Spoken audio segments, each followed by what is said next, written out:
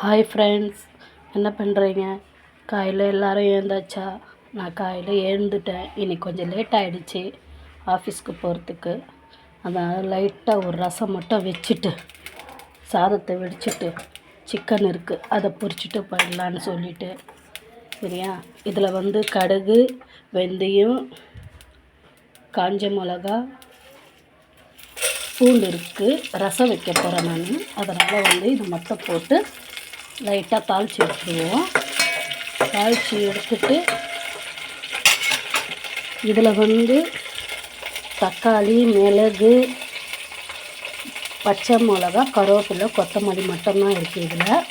அதை மட்டும் நம்ம தாளிச்சிடுவோம். தாளிச்சிட்டு இதுவும் போட்டு அது கூடவே தாளிச்சிடுவோம் நம்ம.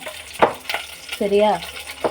நீங்கள் சிம்பிளான ரெசிபி தான் இது. நீங்கள் போட்டு செஞ்சு பாருங்கள். இந்த ரசம் வச்சு பாருங்கள், உங்களுக்கு வேறு மாதிரி டேஸ்ட் வரும். இது நான் எங்கள் மாமியார் வீட்டுக்கு போகும்போது எங்கள் மாமியார் வச்சு காமிச்சாங்க இந்த ரசம் எப்படி இருக்குதுன்னு. நீங்கள் பாருங்கள், இந்த ரசம் எப்படி இருக்குதுன்னு மட்டும் பாருங்கள். நீங்கள் இந்த ரசம் சாப்பிட்டு எனக்கு கமெண்ட் பண்ணுங்கள், சரியா?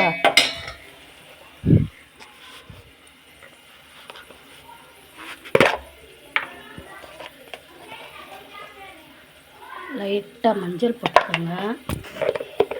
இல்லை ஃப்ரெண்ட், எங்கள் அடுப்பாண்டை லைட் சின்ன இடமாச்சா, அதனால் கொஞ்சம் இறுக்கமாக தான் இருக்கும்.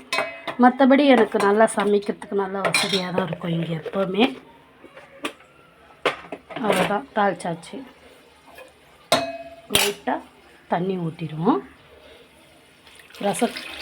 புளியை நல்லா கரைச்சி வச்சுருந்தேன். அந்த புளி தண்ணியை மட்டும் ஊற்றிடுவோம். அவ்வளோதான் ஃப்ரெண்ட். உங்களுக்கு தேவையான உப்பை மட்டும் போட்டுருவோம்.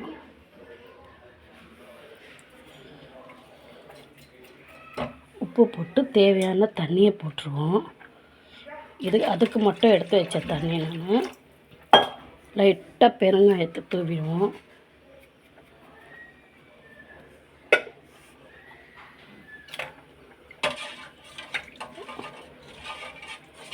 லைட்டாக கொதி வரட்டும்.